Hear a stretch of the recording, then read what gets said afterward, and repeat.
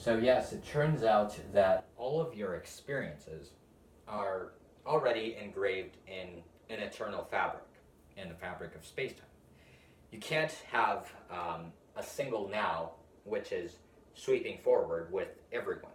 A single platform of reality with the same clock that is just the platform with which pushes everyone around you and yourself. This is wrong.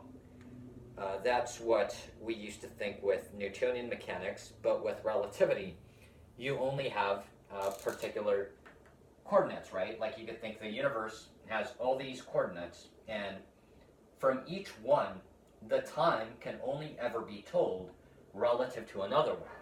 So from this dude's clock, he might be ticking way faster, like way faster than this other guy's clock. And the reason for that is simply because this guy might be moving relative to this reference frame. And this is always the case, right? Everything is always moving relative to some other reference frame. Like a bird is moving relative to me standing here. This planet is moving around the sun and therefore is moving in some direction relative to some other thing which is just floating in space at a more leisurely pace. And you're going to have an entire mess. You're going to have things ticking at rates way faster than others. And this is just time dilation. This is a proven fact. You could take a clock into a supersonic jet, and its time will tick slower than whatever is left here on Earth. And you can measure the difference. You have to measure the difference. And you can look this up if you don't believe me. Like, this is not up for debate anymore. So relativity may not fully describe all of reality, but this aspect of it is not ever going to be sort of debunked. It's like this aspect of it is just a fact. We were wrong. There is no single time. When you see a person sitting with you on a table, you think they're on the same now. It's a fundamental intuition, but it's wrong. It's just wrong. What your experience really is, it's going on within certain computational processes. So there are certain streams of causality in this entire thing, which do self-modeling, which do inner representations of symbols, of qualia. They generate intrinsic qualia unto themselves by their workings. But all the different pieces of that algorithmic process had to occur also in the same way. Every little neuron is already distributed in the same way with relative reference frames from each neuron to the other. So that must only mean, and we could draw circles around this, right? We could say this is a certain module in the brain that processes color. And this is a certain other module in a brain that processes shape. And then from that, at some point, from the mixture of this, which is already engraved in eternity, because there is no now which was like sweeping forward, like sweeping forward, and being presented to some little homunculus in the center of the brain.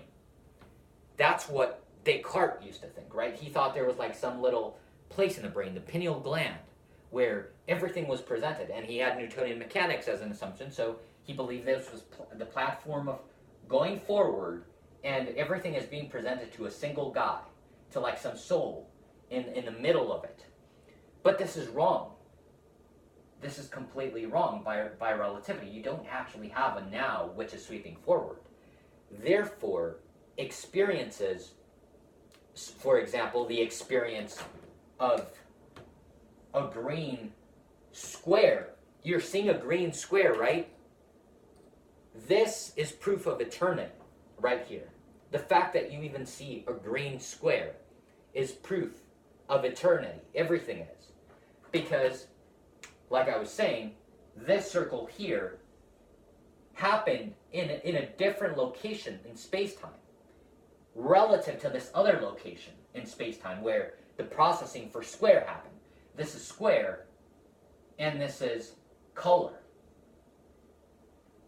And so then the question becomes, how does the universe know that it belongs to the same brain?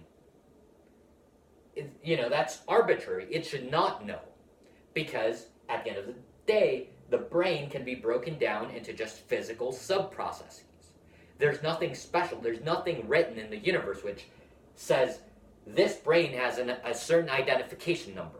It was born at so-and-so time from certain parents. It has this name, and therefore it's its own brain. It's its own screen. It's its own consciousness to whom things happen. That's just it's wrong. It has to be wrong by the mere fact that you see a green square. So, because this happens at some time, and this happens at some other time. And it's only then that this becomes bound. That this entire thing was already there. It was already there in eternity. That it was already bound. And so then the picture you get of reality is one in which every experience builds on top of others. In the same way that the processing for square built on top of the processing for color to create the knowledge and the inner representation of a green square. In that same way, we could have who knows what at whatever point in the entire eternal object of the universe, some other algorithm running on top of that. And it could be as spread out as you want it. As long as this affects that, as long as it fits like a key into a keyhole of that algorithm, this then builds on top of this and creates some other thing, which, whatever that is, in the same way that you are harvesting past processing, past memory, in order to create this present memory. So, these memories build on top of each other, and you have no idea where they are being used. The notion of belonging to a certain brain as opposed to another doesn't make physicalist sense. So that means that whatever you're doing, whatever is happening to you, is inscribed in the fabric of space-time forever. And not only that, but it's being used, it's being built upon by other computations. Unless it is the case that there is no higher level of self-modeling besides that which is done by human courtesies. If that really is like the top level of God, so to speak, it ends at the human throne, at the cortical throne of the human, then yeah, that's as far as it goes. But if it is a case that you can run algorithms on top of even that, which do extra self-modeling, extra appropriation, extra engraving into their memories, then you are being used for purposes that you know not of. And this is just what is happening.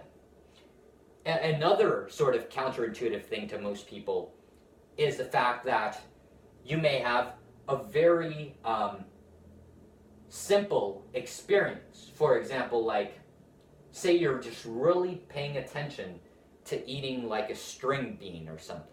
You're paying so much attention to this.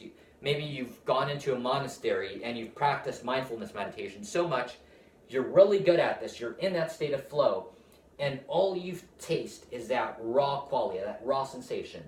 There's no thoughts, there's no self anything. It feels so pure. Or say even you're just closing your eyes and you're lifting weights. You're just lifting that weight, and there's no sense of thought, there's no other sense of any other part of the body. There's just that very raw experience. From a computationalist perspective, from a physicalist perspective, that experience is not happening to any individual soul. It is just happening to itself.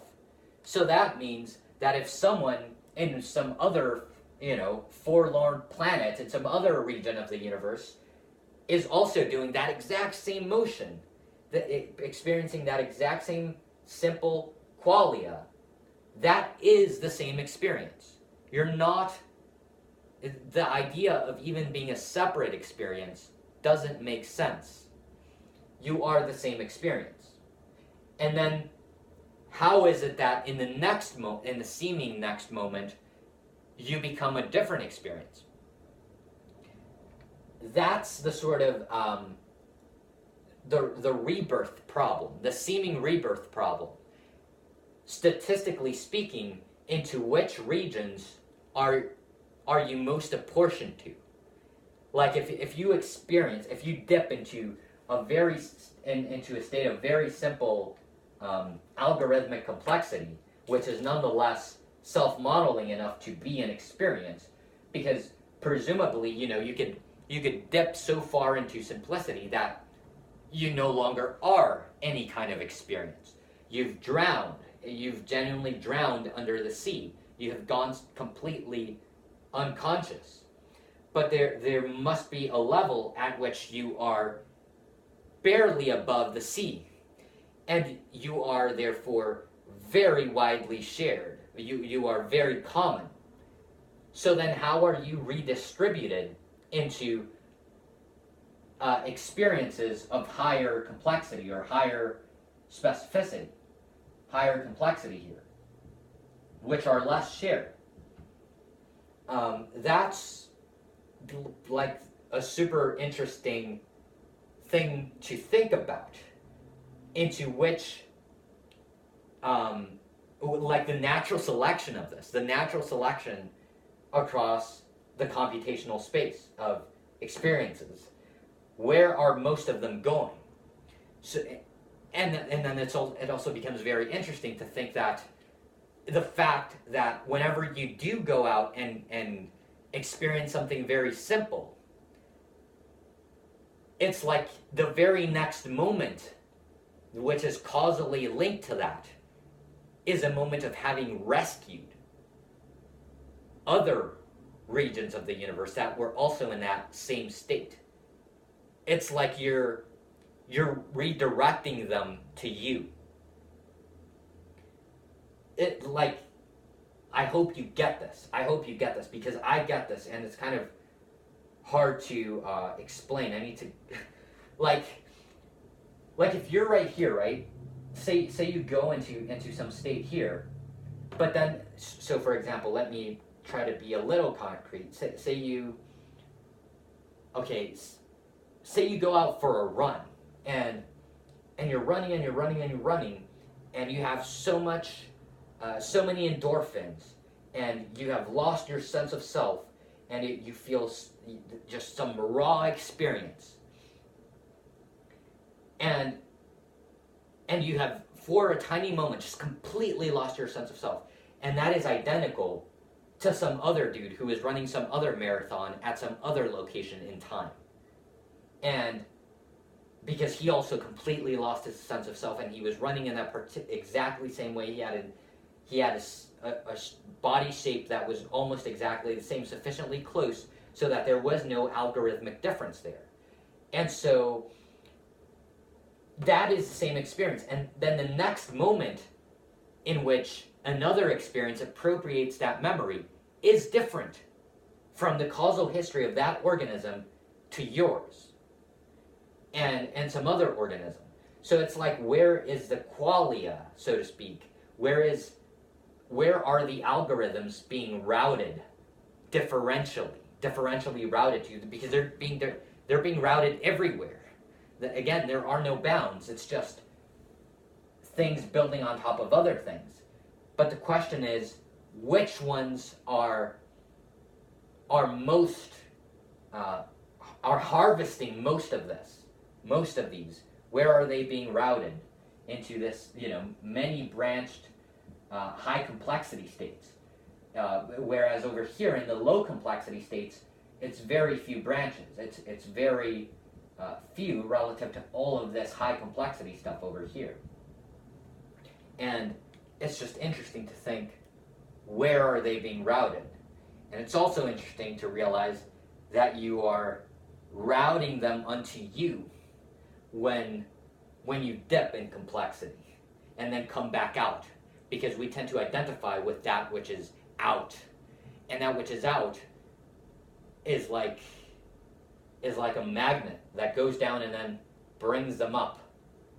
So that's an interesting way to conceptualize your existence.